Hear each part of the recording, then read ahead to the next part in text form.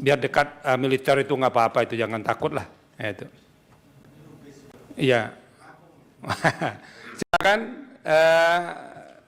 mau menyampaikan keterangan tentang apa? Tentang keluarga saya, majelis. Silakan, bagaimana? Perkenalkan, saya Eva Meliani Bru Pasaribu, anak dari almarhum Riko Sempurna Pasaribu, yang merupakan korban pembunuhan berencana dalam pembakaran terhadap seluruh keluarga saya di Kabupaten Karo, Sumatera Utara. Tidak hanya ayah, ibu, adik, dan anak saya juga ikut tewas dalam kejadian tersebut, yang dimana peristiwa tersebut kuat dugaan saya dikarenakan pemberitaan ayah saya selaku jurnalis.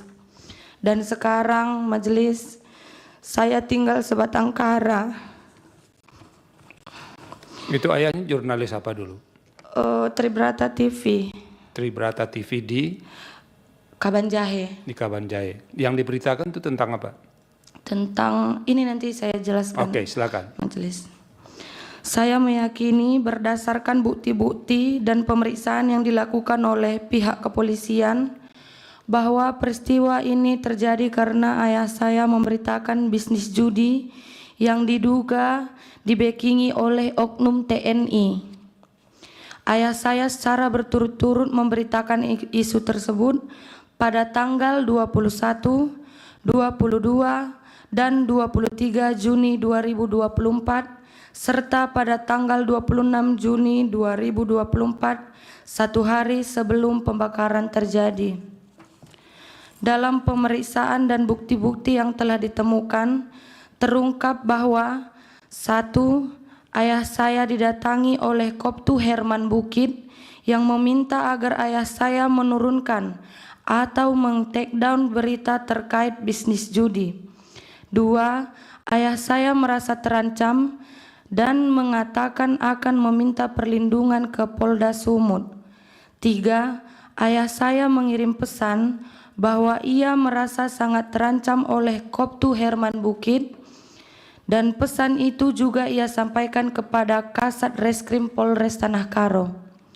4. Koptu HB juga mengirim pesan kepada Pemret ayah saya agar menurunkan berita tersebut. 5. Dari hasil investigasi, ayah saya dihimbau untuk tidak pulang ke rumah karena alasan keamanan. 6. Bebas Ginting, seorang pengawas lokasi judi yang diberitakan, justru tidak memiliki masalah apapun dengan ayah saya, melainkan hubungan mereka sangatlah akrab. 7.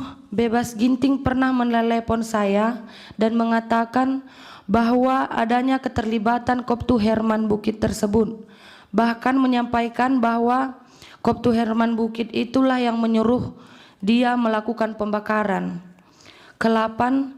Bebas Ginting juga menyampaikan di persidangan bahwa ada pihak lain yang terlibat dan para eksekutor menerima uang 1 juta rupiah sebagai bonus karena telah melakukan pembakaran. Mengetahui semua dugaan keterlibatan Koptu Herman Bukit dalam peristiwa ini, kami pun membuat laporan di Puspom Angkatan Darat Jakarta. Begitupun kami masih disuruh membuat laporan lagi di Medan. Kami mengikuti semua prosedur, tetapi berjalannya waktu, pihak Pomdam 1 Bukit Barisan tidak memberikan hasil pemeriksaan mereka. Setiap kami follow up ke sana, kami selalu dibola-bola dan penyidiknya sampai ganti-ganti, sehingga memperlambat berjalannya kasus ini. Kami juga sudah advokasi di nasional, mendatangi Puspom Angkatan Darat di Jakarta, dan Wadansat Idik Puspom Angkatan Darat menyampaikan kepada kami kalau akan segera ditetapkan tersangka. Tetapi ketika kami kembali ke Medan, kami kembali dihadapkan kepada proses yang tidak jelas dan tidak transparan dari Pomdam 1 Bukit Barisan. Yang Mulia Majelis Hakim, perbedaan perlakuan antara pelaku sipil dan pelaku dari unsur militer sangat terlihat dari awal penanganan perkara. Para pelaku sipil ditangkap cepat, ditahan, diperiksa secara terbuka, dan proses persidangan berjalan dengan akses publik penuh. Sebaliknya, proses terhadap Koptu Herman Bukit tersebut berlangsung tertutup, minim informasi, dan tidak melibatkan mekanisme pengawasan yang memungkinkan keluarga korban atau masyarakat sipil melakukan pemantauan. Keadaan ini menimbulkan kekhawatiran mendalam sekaligus luka hukum bagi saya sebagai korban, karena menunjukkan bahwa ketika seorang pelaku berasal dari institusi militer, proses hukum seolah berada di luar jangkauan kontrol publik. Berbeda dengan jika pelakunya seorang warga sipil.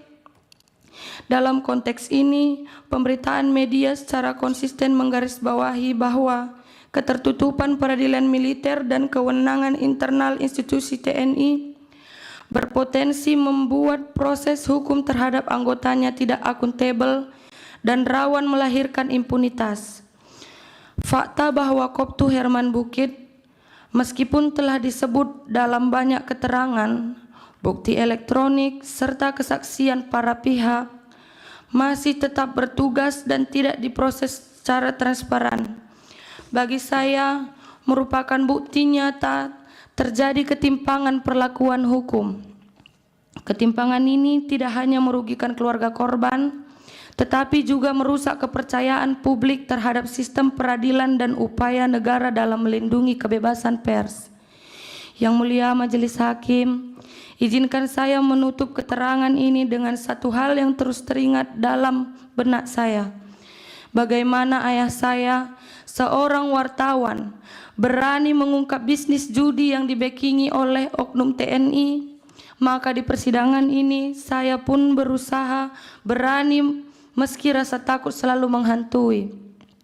Betapa mendatangkan trauma bagi saya bahwa dengan bukti keterlibatan sebesar apapun, Koptu Herman Bukit masih bebas dan menjalankan tugasnya, digaji oleh negara, sementara para eksekutor lainnya sudah dijatuhi hukuman pidana seumur hidup. Saya memohon kepada Yang Mulia agar keadilan tidak padam seperti api yang telah merenggut nyawa keluarga saya.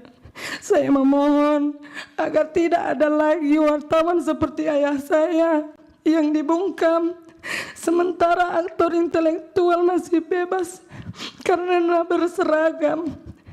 Saya berharap ke depannya setiap kasus yang terlibat atau diduga melibatkan oknum TNI tidak lagi dibedakan dengan orang sipil dan dapat diperiksa bersama-sama tanpa adanya perbedaan perlakuan di hadapan hukum, sehingga korban seperti saya dapat benar-benar merasakan keadilan. Karena ini adalah harapan terakhir saya, Yang Mulia. Saya sangat-sangat bermohon kepada Yang Mulia Majelis Hakim sekalian agar dapat mempertimbangkan permohonan saya, anak sebatang kara ini, dalam mencari keadilan di dunia yang hanya sementara ini. Demikian keterangan saya. Sekian dan terima kasih Yang Mulia. Terima kasih. Silakan kembali ke tempat duduk. Itu sudah didengar.